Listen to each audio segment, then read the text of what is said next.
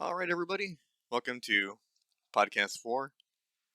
I have no idea what I'm going to call Podcast 4 or what the topic's going to be today. When I do these podcasts, I just kind of talk out of my mind, right? Or out of my ass. It depends. I was listening to, the Thriller podcast, parts here and there, because I'm trying to upload them to YouTube. And I think I talk a little too fast. I don't know, I always talk fast. Maybe it's just when I watch videos on YouTube, I'll watch them in double speed. And I've been able to absorb information that quickly. I've done it for years, but I mean, I feel like I think faster. I feel like I'm always doing something, I'm always thinking. So the faster I could do it, the faster things come out of me. But I need to try and wind down before I do a podcast because I don't want to talk inhumanely fast. My mind thinks fast, but my mouth can't talk that fast, and I tend to jumble my words. So here's to me knowingly trying to be a bit more grounded when speaking. So for today, I want to get into a topic of one of my clients. I have a client of mine, great lady, very sweet, very nice, and she's had this interesting problem, right? Her entire life. So her entire life, she's always suffered from stomach problems, problems with her GI tract, problems with the gallbladder, and I'm gonna tell you right then and now that if anyone tells you you need your gallbladder removed, I'm sorry, but they're fucking stupid. They're fucking retarded. I'm not gonna be nice about it. I'm not gonna be sweet. You do not need an organ removed. We all have organs for a reason, right? If someone removed your fucking thumb, right, and you're like, oh, well, you don't need it. It's like, no, it's there for a reason. The human organism, physiologically speaking, every part of your body has a purpose. And they want to remove a part of your body. It just shows they're stupid and incompetent. The gallbladder is important, really important. And let me tell you why. Without the gallbladder, you can't break down fat. You eat a steak, you eat some butter, you eat, brisket, really fatty, right? If you can't break down the fat, then you're gonna have problems down the line for the rest of your life if they remove your gallbladder. So the gallbladder is a storage device for bile. The liver has ducts that goes into the gallbladder, and the gallbladder has ducts that go into your small intestine, and that's where it thus begins to work, right? To make this bile to break down and emulsify fatty acids so your body can then utilize. I feel bad for people who have their gallbladder removed because when you got your gallbladder removed, you can't enjoy food the same ever again, no matter what. I mean, you could take bile salts and lipase and catalase and all sorts of different enzymes, right, to try and feel as normal as you possibly can again. But it becomes basically like your gallbladder. You're going to need it. Because the way the gallbladder works, right, is as the liver starts to produce more bile, it stores it in the gallbladder and it concentrates this bile into a very concentrated form of bile. So once you eat fat, your stomach digests it, then the remnants of the chyme will go into your small intestine, and then right there it'll emulsify and break it down to be utilized. And I feel bad, people eat the wrong thing, right? Or it's not eating the wrong thing, right? In terms of having a gallbladder, but if you do eat the wrong thing, right? A lot of fat, right?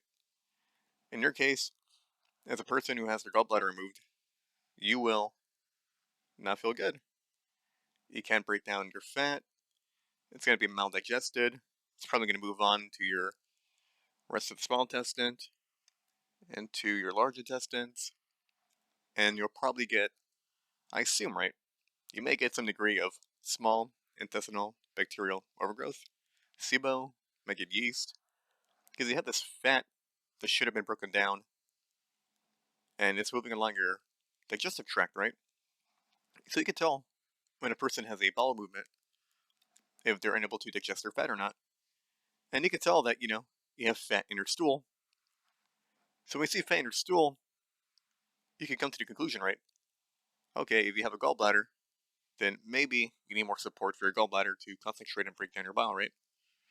If you don't have a gallbladder, then you got to look at supplements to help you for the rest of your life take the function of your gallbladder, right?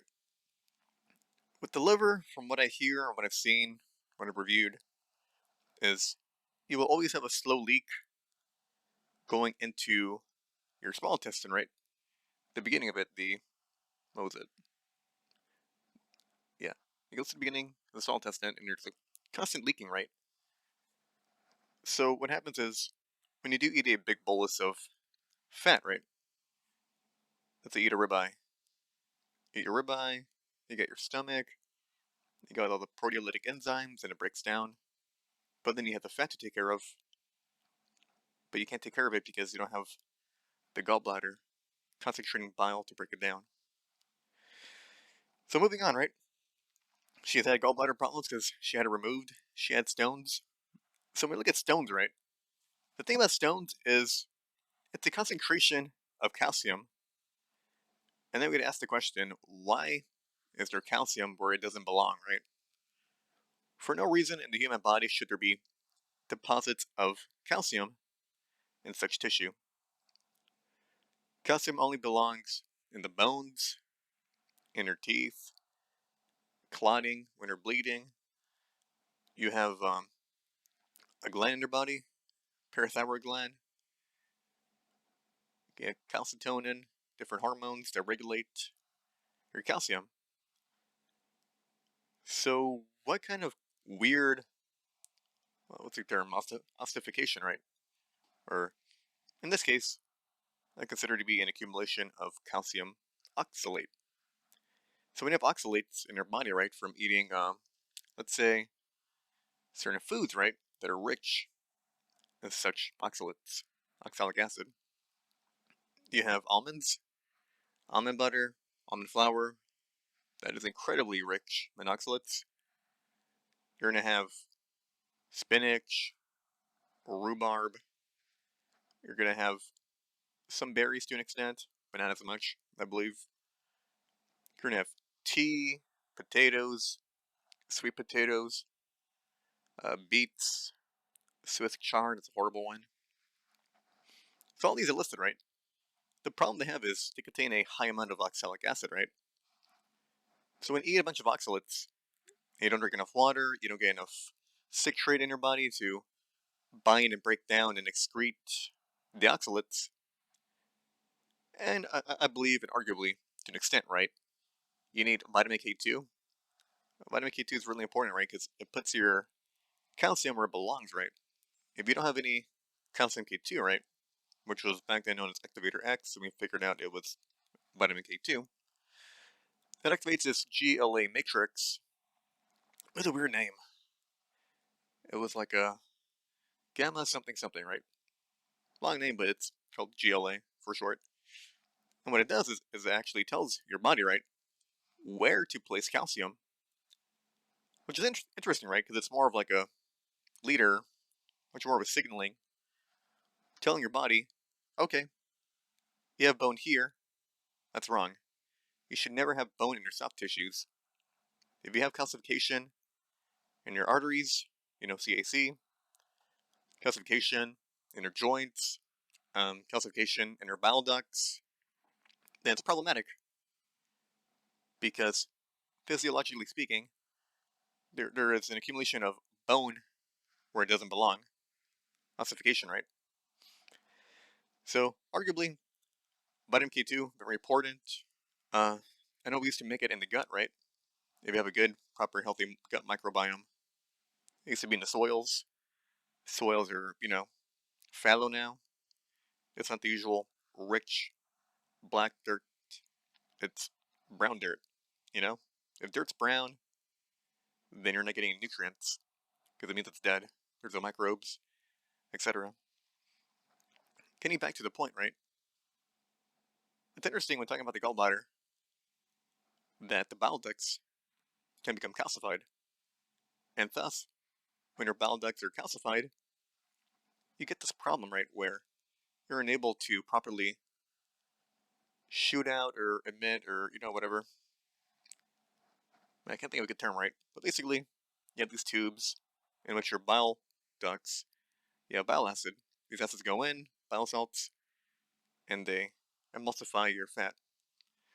For some people that have been in a high carb diet, low fat diet, right? You don't really get to activate much of your gallbladder when you have it, right? So in some cases, you could get a form of, I don't want to say cholestasis because that's a different problem, but basically you can have blockage in your bile ducts. And when you do have blockage in your bile ducts, well, then you're not able to completely utilize your fat.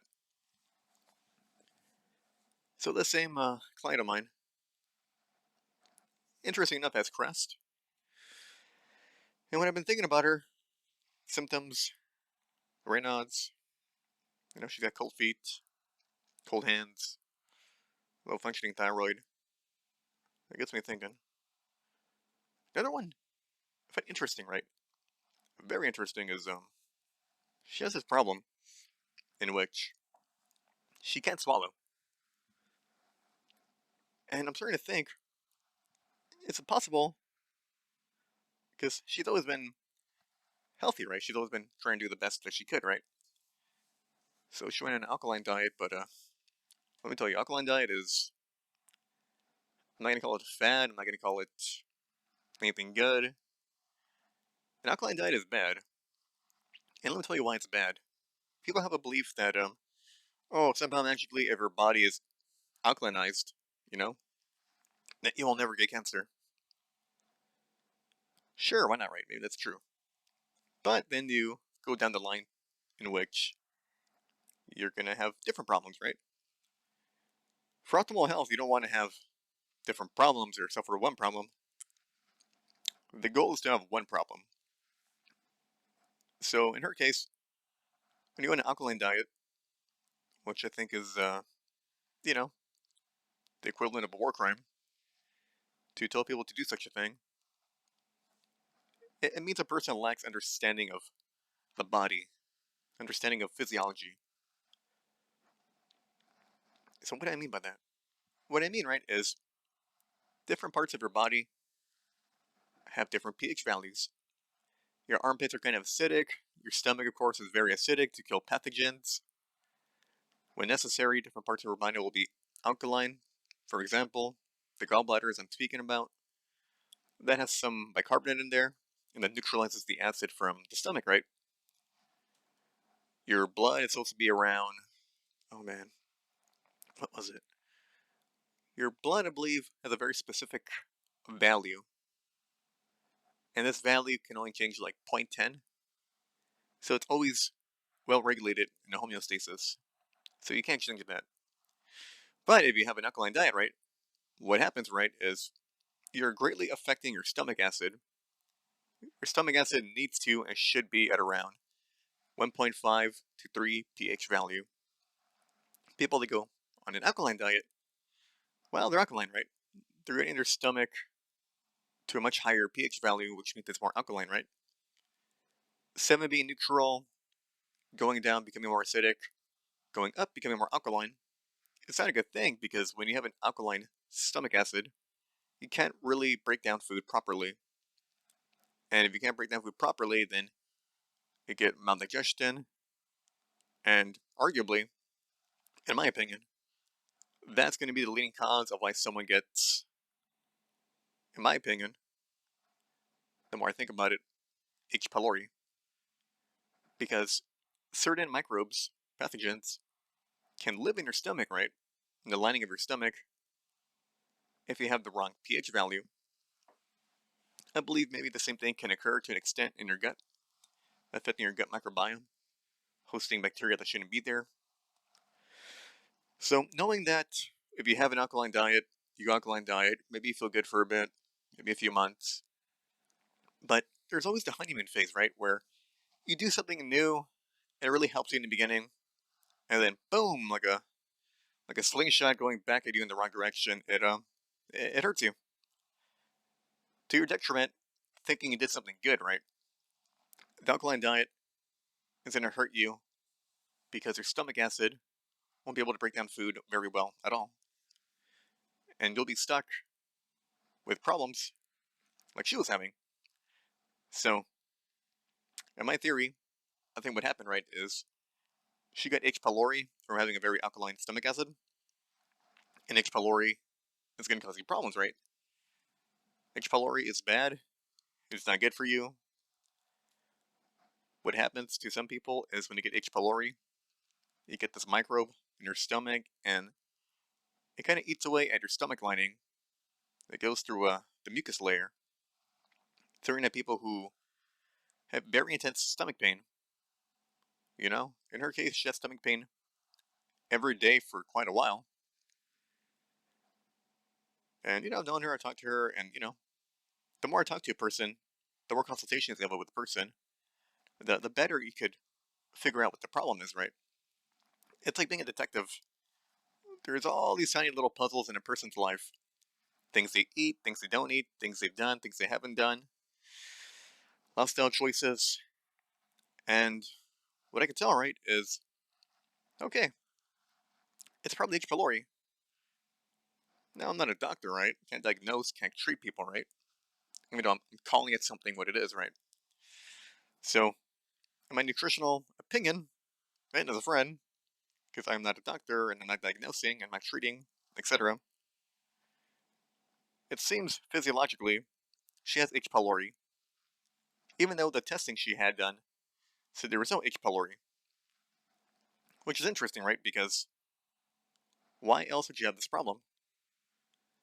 So she doesn't have an ulcer, as far as we know, but they will test for that soon. Which I think there might be an ulcer, because H. pylori does cause ulcers in the stomach. At the same time, right? She's having heartburn, you know, acidic reflux, the GERD, and this is all because of an alkaline stomach acid. People need to realize that there is no such thing as black and white, just a world full of nuance, and your stomach needs to be acidic and it should be acidic. If anybody tells you I mean, don't get me wrong, I like woo-woo shit, but if someone tells you any woo-woo bullshit about going fucking alkaline, don't do it. It's gonna harm you in the long run. So another problem she has, right, is alongside having her gallbladder removed, stomach pain, the possibility of there might be H. pylori in my theory, GERD, that alongside her problem, she also has CREST, right, which is Raynaud's, cold hands, cold feet, low thyroid function. She can't swallow, which is a very, very weird idea, right? What do you mean you can't swallow, right? You eat food, you chew, you drink, you swallow, we never think about it, right? So, as a nutritional therapy practitioner, we have to empathize with our clients. If you can't empathize with a client, you can't meet them where they are and understand, what they're walking in their shoes, right? You gotta walk with them in their own shoes to kind of get a grasp of what they are, right? This whole thing, right? If you know, you know. If you don't know, then you don't know. But I want to know. I want to try and know, right? Granted, I don't have the problems she has, right? So I'm never going to know some of these things, although some of them have affected me in the past, but now I've fixed them and done better, right? So, you can't swallow, right? It's such a weird concept. The reason it's a weird concept is because we naturally do it every single day, right? We never really think about it. What if one day you couldn't do something you've done normally the rest of your life, right? Because she also has, anxiety and other things of that nature, and I figured for her, right, maybe it's a problem with neurons, neurological, maybe it's mental. She can swallow, but now I understand what she means, right? As I talk about vitamin K2, oxalates, calcification. Now, it's quite possible that, because she also has Raynaud's rate, which should mean she has a problem with calcium, that it's quite possible that there may be deposits of calcium or ossification somewhere in the physiology of her swallowing. So if some of that's turning to bone, right, slowly, or, affecting some of the muscles, the smooth muscle, then she might be having a mechanical problem. You know, maybe it's not mental, maybe it's not in her mind, right? Maybe it's not neurological. Maybe she's trying so hard to swallow that she can't, because mechanically it's affecting her ability to swallow, right? So it got me thinking the importance of, because she was very plant-based for quite a while, right? People think healthy, they think vegan, vegetarianism, they think leafy greens. What do all leafy greens have in common? What do all veggies have in common? For the most part, they all have oxalates. So over time of doing a alkaline diet, which is very, very rich in, you know, leafy greens, vegan stuff, vegetarian stuff, I have no problem, right? But if you only exclusively do that, yeah, you're gonna alkalinize your body, right? Your stomach acid's gonna be alkaline, and you're gonna have trouble digesting your food, having acid reflux. It's not a good feeling, right? So it's important to take what we learn and apply it everywhere, right? I mean, they don't really teach this anywhere, right? Unless you're an engineer, you go to a Ivy League school or some shit, right? But I've always been fascinated by how an engineer can think, right? Because when you look at engineers and you talk to them, right, man, they don't give a shit. They tell you how it is. They're straight to the point. And I really applaud that, because they just tell you how it is. They don't care if you're wrong, you're right, hurts their feelings. They're going to tell you the truth of what they found. And part of that, learn systems engineering. So you have a problem, you get diagrams, you get, So in this case, right, let's look at the body, right? You have this one problem, let's list out all your organ systems. Within those organ systems, those organs. And then from there, you figure out, okay, what's affecting this, what's affecting that. Excuse me. How this interacts with this other system, how this system interacts with this organ to this organ. And it paints you a better picture of the body, health, physiology. You get to tie it all together to figure out what the problem is going to be, right? So using this approach, right, I figured out she had a problem with alkaline in her stomach, which I tried hard to get it to be acidic. So I had a few supplements of mine to help her. But the problem is she cannot swallow pills, right? It's difficult. She might choke on them, right? She's done it before, and she can't do it. It's it's hard, right? Understand mentally. So I can't give her these supplements which will help her get her stomach to be acidic. One thing people talk about, right, is well, if you have this problem, right, with H. pylori, don't take apple cider vinegar and HCl and other things, right? But that's wrong, right? Because if you do that, you then eliminate the problem of the fucking pathogen. It's almost like people tell you certain things so problems persist forever. But using a systems engineering approach and logic, rational logic, no fucking bullshit. Some people, you know, with such a novel idea will tell you, oh, it's so simple. Things aren't simple. It takes a lot of time to learn and research and extrapolate these things to have some meaning that will impact a person's life in such a way while they'll benefit. If they ain't gonna benefit, then what's the point, right? But the problem I see with conventional things, right, is people beat the horse until it dies, and then you get a secular industry where no one gets helped, no one feels better. People are perpetually stuck, and I don't want people to feel stuck, right? I want to offer them a novel support solution to help them. And that's why people are going to become so disillusioned with our healthcare system. Nutritionists need support, right? Nutritionists. I'm not talking about RDs. A registered dietitian can be great, right? Some of them are amazing. Some of them I love, right?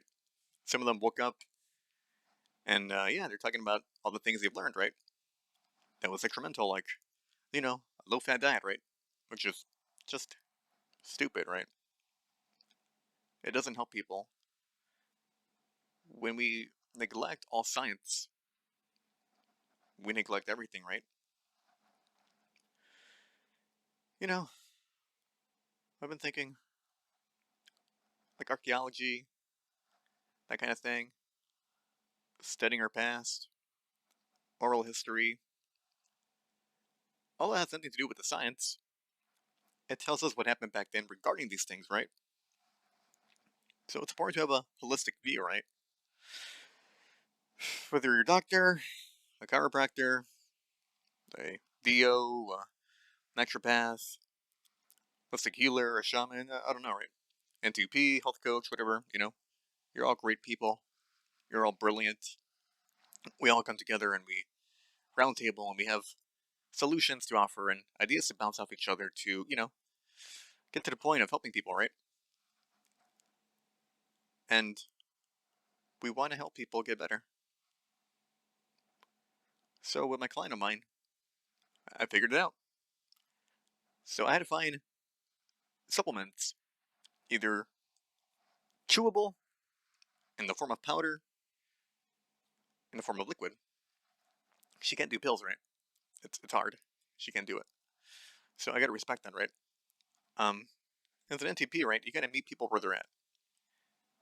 You can lead a horse to water, right? But if they can't swallow it, then you can't force them, right? So you gotta find solutions to help them in a way in which you can help them support their health. So I found her a good supplement to help her with the sensation of her relief. And yeah, she loved me, she hugged me, because, such gratitude, right? Knock on wood, right? Don't know if you heard the wood knock, but yeah. She, after a long time, felt relief for the first time ever. And that makes me happy, right? Because this is why I do it, right? I mean, I would love to have more clients so I can help more people, right? I don't make that much money. I kind of feel like me being a nutritionist is a calling to help people that cannot be helped or who believe they cannot be helped. But I'm here to let you all know that I will help you. I will research everything I can until I can go on longer. I'll research into the night, right? And I'll find solutions for you, right? I wish nutritionists would be hired everywhere, right? Every business, every hospital. None of that registered dietitian bullshit. None of this, taught by Rockefeller medicine. There's a Reflux report in 1913 that basically called everything bullshit. Chiropractors are silly. They're fucking stupid. Naturopaths, bunch of woo-woo bullshit. They don't know anything. It's pissing me off, right? Eastern medicine, what a quack full of bullshit. I mean, there's Chinese concepts and Ayurvedic Indian concepts that are helpful, that have actually helped us figure things out, right? And Reflux report calls everything bullshit, right? I'm from Texas, and you can't be a naturopath in Texas, right? Because I think it's some silly, weird, fake doctor bullshit, right? But it's perfectly okay, right, to be a glorified pharmaceutical rep. Interesting, right?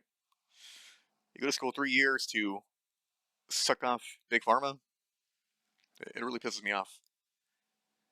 Like these drugs, which are always being recalled, no long-term studies. There's interest and revolving door policies at, the FDA. It's crazy, right? And I'm going to respect them with such authority? No, man. You know, from a young age, I don't care who you are, right? I don't care if you're my mom. I don't care if, you know, you're the president.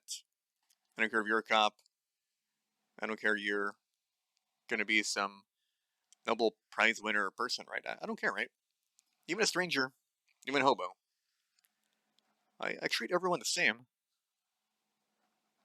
Not because it's, some cheesy thing, right? I treat everyone the same because we're all human. We're all mortal. We're all going to die. And we're all, you know, going through the same problems, right? So I'm never going to treat someone like a legend. I'm never going to treat someone with the highest authority over other people. I'm going to treat a person the same I would treat me, right? I hold myself to high standards, and those standards I apply to other people, right? So if I see, a doctor, I'm nice. If I see my mom, I'm nice. I love her. And I'm applying that same principle. I love that doctor, whether they're good or not, whether they suck, whether they're horrible, whether they're the most amazing person ever.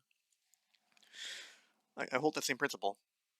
Because in the very end, right, whether you die gracefully of old age, my goal is, 157, that's my goal. Hopefully I make it. We'll see what advancement will come in the future. But eating good nutrition, I think I'll get there. Unless I'm crossing the street and I get hit by a taco truck, and I die right there, then, it is what it is, and it was my time, right? Can't complain. But, authority sickens me. So treat everyone the same. Don't care if it's the president, don't care if it's, your, I don't know, your legend. I don't watch sports, but people love people from sports and celebrities, and they treat them you know, like they're God or some shit. But they're people, just like you and me, right? So treat them as such, right? Treat them like your friend. Treat them like your family.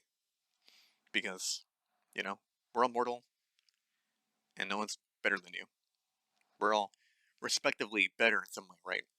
We all offer something different to the table, right? Someone might be an accountant, right? Someone might be a lawyer. Someone a doctor. Someone a nutritionist like me. Hell, even the janitor, right? You know? You know things I don't know. And I'm going to respect that. Besides a person's profession, right? People have been through life. They live through life. They collect wisdom. They collect experience. And their experience and paying attention, right? You gotta pay attention, right? There's so many people that learn all the wisdom from the greats and they fucking ignore them. And unfortunately, you get the people that need to touch the stove, even though you told them that thing's hot, it's gonna burn the hell out of you.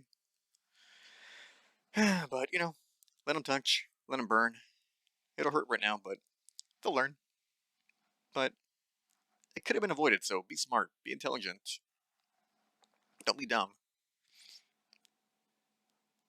So, as a N2P, you gotta meet your client where they're at, right?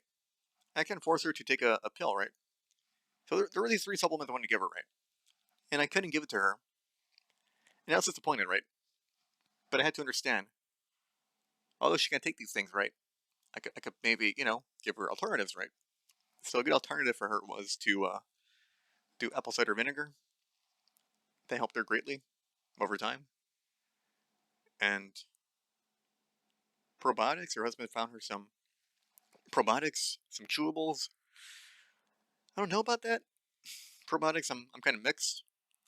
There's arguments everywhere. Some say you need to put it in a special capsule, in a special tablet, so it goes through stomach digestion, then it goes into your gut, and then, from there it breaks down, and then you get all the bacteria that you need, right? And there's lacto or bifido or other things, right? But hopefully it helps, because I do know certain strains of bacteria can help keep H. pylori at bay, right? And if you have maldigestion and, SIBO and yeast, then you understand to an extent, right, that you do have an overgrowth of bacteria, right? Because you got to keep it in check. And if you don't keep it in check, then you get SIBO. And people have all sorts of problems with that. So, meet people where they're at, right? don't force them into things they're not comfortable with, right? It can be aggravating, right? Because if you give them these things, immediate results will occur, right? But sometimes you just gotta find a different path, right? Different solution. And then at the end, everyone's gonna be better, right? Everyone's gonna be happy. And my goal, right, is over time, right? As she begins to take K2, uh, also, if you take a lot of vitamin D3, it can calcify you, if you didn't know that.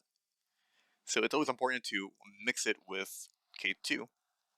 But in her case, and this is when I see her next time, to solve that problem with the crest and the Raynaud's and her swallowing mechanism, it'll be vital to stop taking vitamin D3 and instead take vitamin K2.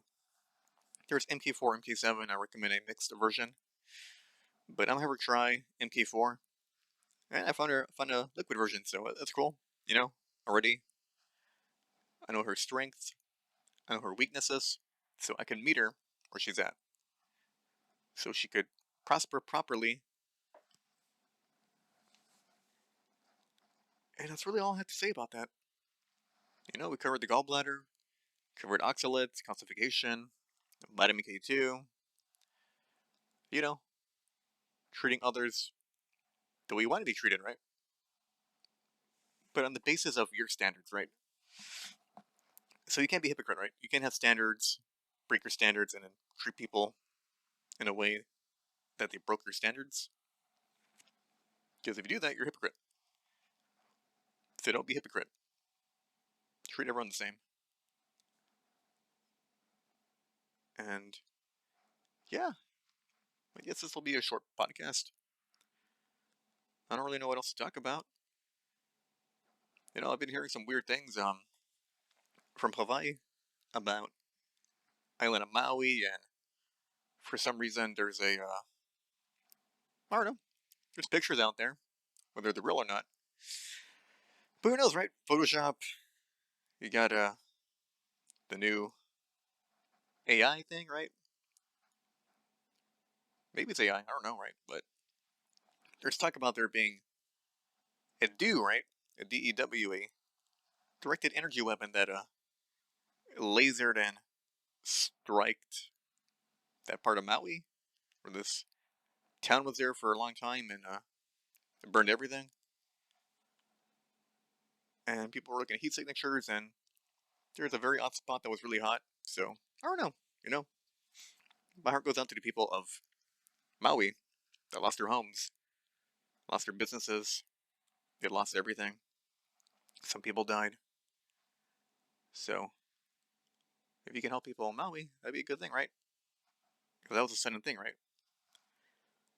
There was all the forest fires, California, Canada. Didn't expect that one. Each of those places, you got arsonists. And, the fire in California has been happening since, last year, right?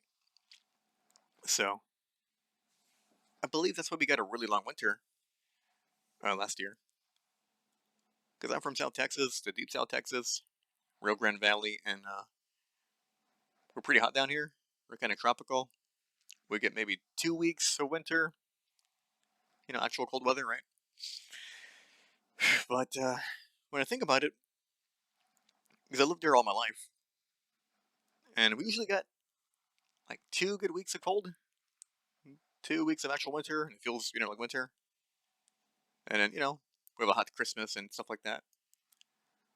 But from what I'm hearing, right, from people that study weather, is due to the amount of smoke in the air, right, that we might be getting a really cold winter this coming year. So I will say prepare, right? You should prepare because we might get a colder winter, and actually a colder winter, but a longer lasting winter. So last year we got like 3 months of actual cold, right? And that surprised me. Because I've noticed that trend and that never happened before. So if things keep on burning, then beware, it'll be a colder winter. It's only, August the 15th, so get prepared for that. And then I was looking at that stuff, and, people talk about certain people that want to buy land, they couldn't take that land from, the native Hawaiians. It's a very sacred city to them. That's where the capital used to be at one point. And yeah, what better way to buy property you can't buy than, raising the whole thing through a fire? I think Jeff Bezos made an offer that he'll send aid and help people, but at the expense of taking all the land or something. Heard Oprah was wanting to buy all sorts of land. It's always these rich people that are putting their nose where it shouldn't be, right? Always taking land. Land's important, right? And the reason land's important is you need to think in terms of economics. Economics is important, right? Because the whole view of economics, right, is scarcity. There is only so much of everything that you got to be wise with how you use it, right? There's only so much land in the United States. And when you have a piece of shit like Bill Gates buying all your land, right? And he owns the land, and you can't do anything about it. It's his land, his own private land, and yeah, just like that. He's gonna take this land and probably not use it for anything useful, right? This land should be given to people, right? We should be building new cities of the future. We should have more cattle, right? More crops properly done, right? Regenerative agriculture. People have been doing that, and we need more of that. We gotta stop with these rich people buying all the land, because it seems like the ultimate goal, right, is to make you a renter. They want to make a line of renters by 2030, right? Which is crazy, right? That you will own nothing, right? And in theory, we don't really own anything anymore, right? Texas, I love Texas, but gotta be honest, right? Even if you own your land, own your house, have it all paid off, you still gotta pay this stupid, fucking ridiculous property tax. Like, Texas like to think we're free. I don't think we're free. You cannot be free unless you own your land. If you pay taxes on your land every year and you're forced to, that's rent. So either you're renting to your landlord or you're renting to the state. I don't think that's right. People should own their land and pass it down to their family. They give them something for generations to come, right? And they choose to sell it, then they can choose to sell it. But, like I said, if rich people are buying land and there's less housing and they want to have housing in the form of apartments, these little shitty cramped apartments, right? That are poorly maintained, the landlords are assholes. I'm all for capitalism, but if we're gonna produce these cheap buildings and, there's gonna be mold on them and people complaining and they may fixing the AC in the hot Texas sun, then I think people should, I don't know, do more than complain. Write to your people, good news, right? Tell them about the problems. If you have a problem, you gotta light a fire under a person's ass or a company's ass. Because the more and more I see of these apartment complexes is that they hire some patsy to run it who's never there, and it'll be some business based out of New York or California or, one of those places. And people are left to suffer, right?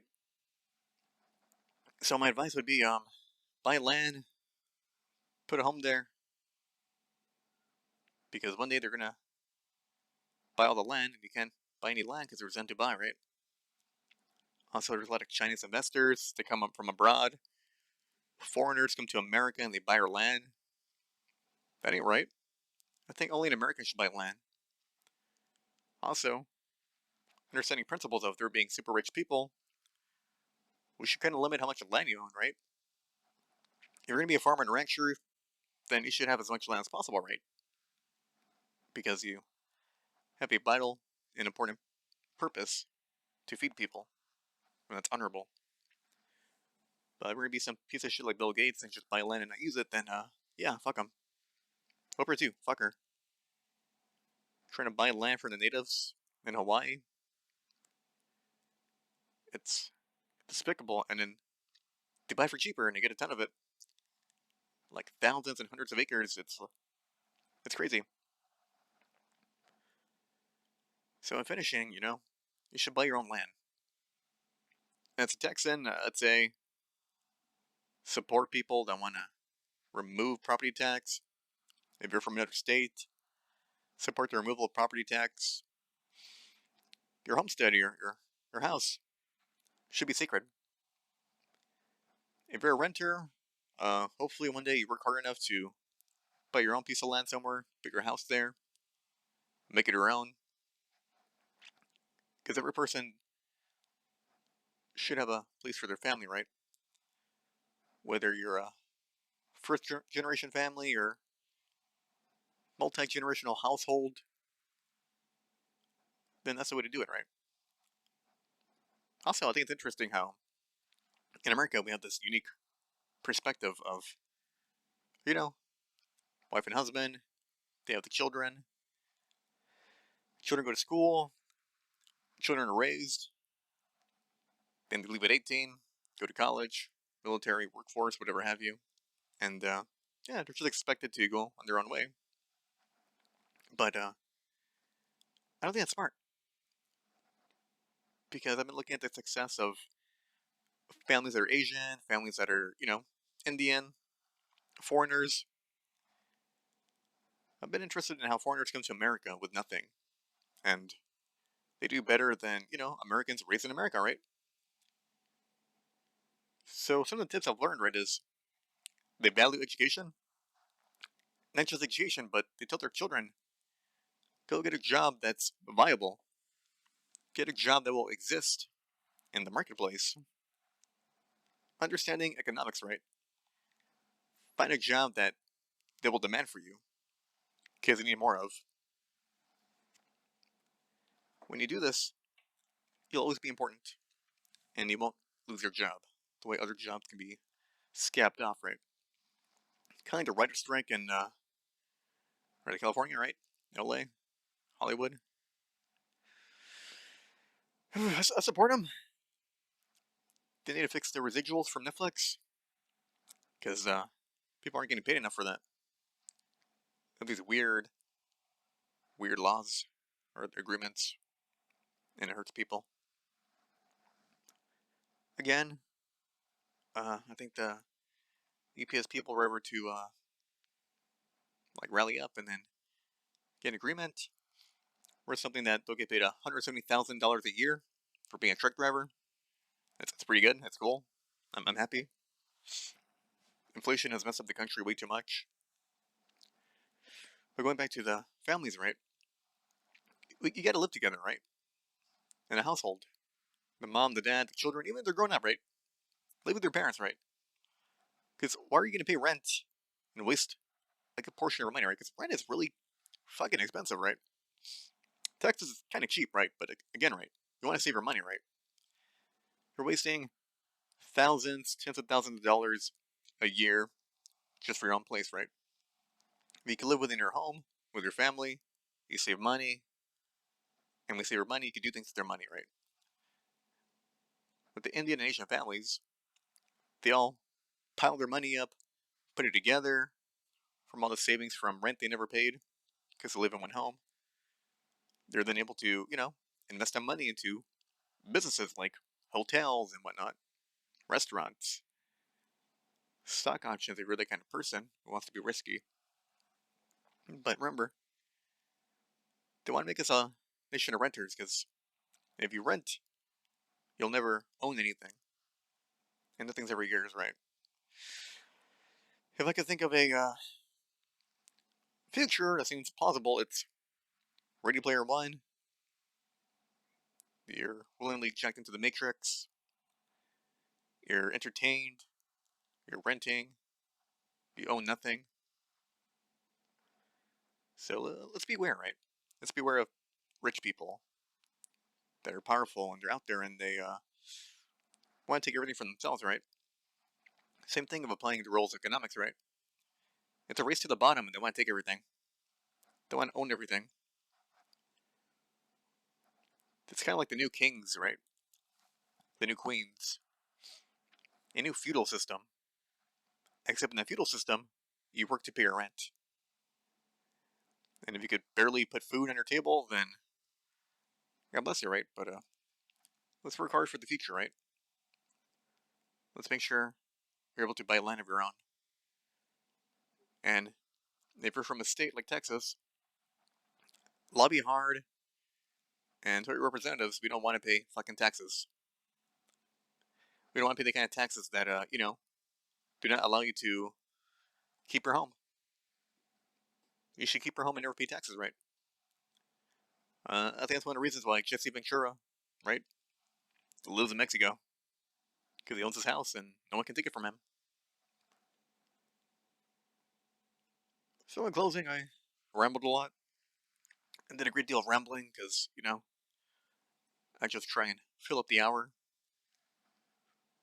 And I've been pretty good. I don't know about keeping this as a longer format, keeping it as a nice and short, concise format, but I feel when I ramble, I talk about things that are quite interesting. And, it's a well-rounded conversation. So I'm going to keep rambling for as long as I can, up until an hour, or less, depending. I'm actually kind of hungry. I've been ordering steaks from a good delivery service called Moink. It's not an ad or anything, but I'm telling you about my experience. Yeah, it's pretty cool. It's kind of HelloFresh, but it's just meat. They deliver weekly. That's what I liked. I was looking at Butcher Box, Get Cut. I think that's the name of one of them. 3 other different businesses that deliver Omaha, and let me tell you, Monk's good because the prices are good,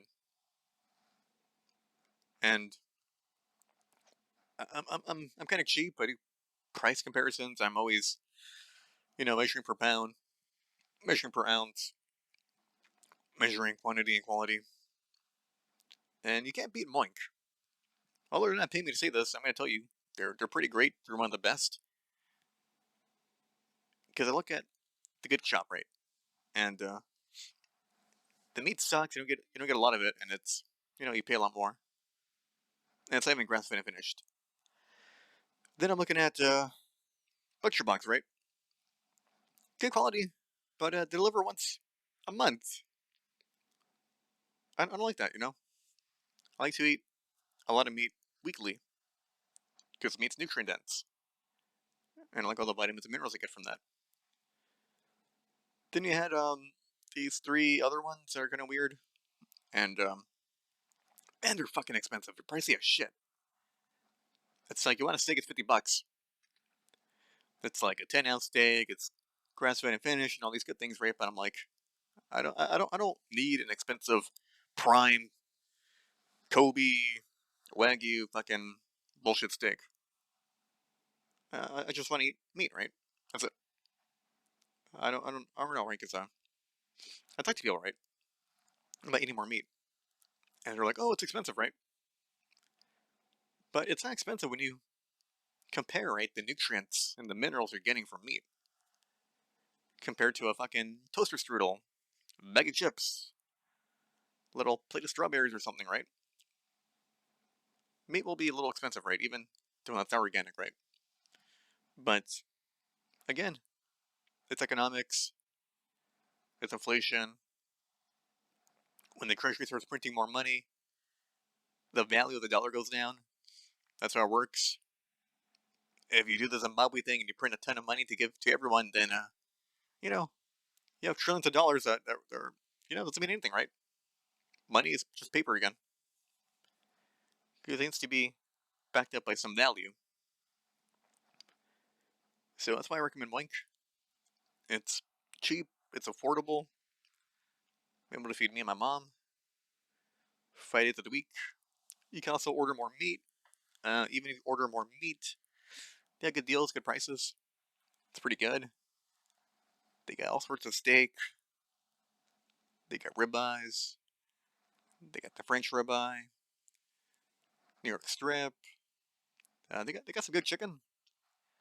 I don't eat a lot of chicken. I just do it every now and then as a delicacy as, what's her name? Julia Stiles, that lady that cooks. Good chef, right? She talked about how, chicken's more of a delicacy, right? It's something you eat every now and then. So I focus on, oh yeah, they even have lamb. I love lamb. Lamb's pretty good. It's a taste you gotta acquire, but once you get that taste acquired, oh man, it's quite heavenly. I love it. I also have pork. I'm not a big pork guy. I like bacon, just like anybody else, but every now and then I'll order pork. Pork is good because it's got the highest source of B1, and a lot of people like B1.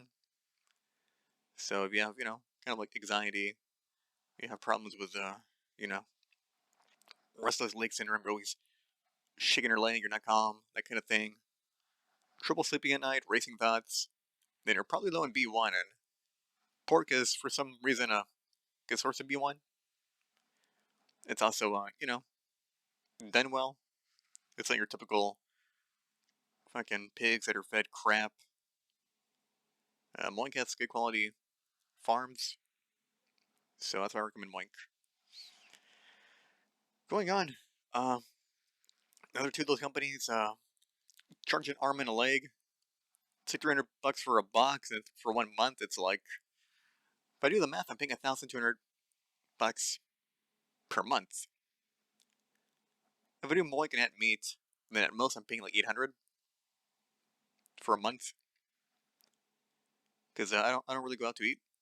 If I do, it's with friends, and it's occasionally, and I save a ton of money. I put the pencil to it one day, and it was me and my mom, right? This was back before I was healthy, back before I was a nutritionist, back before I did keto, started doing better with my life. And then I realized, man, going out to eat every day, getting 3 meals a day, we're spending at least like 1,600 a month, you know, 3 meals a day, right?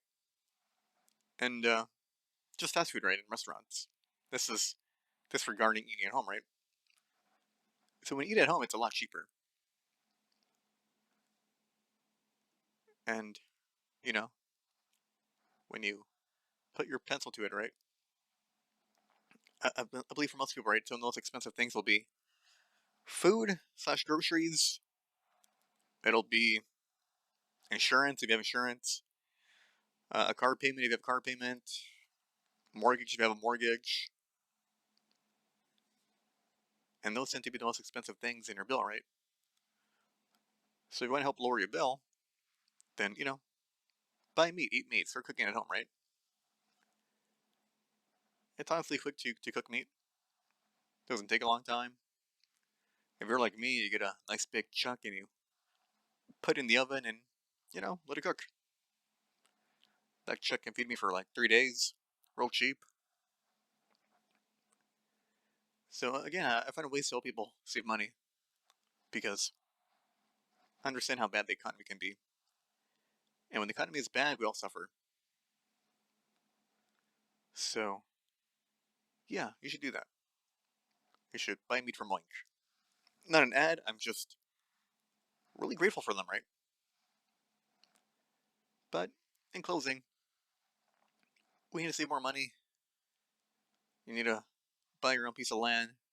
We need to help Texas lobby and stop these shitty fucking politicians from telling us we need to pay more taxes.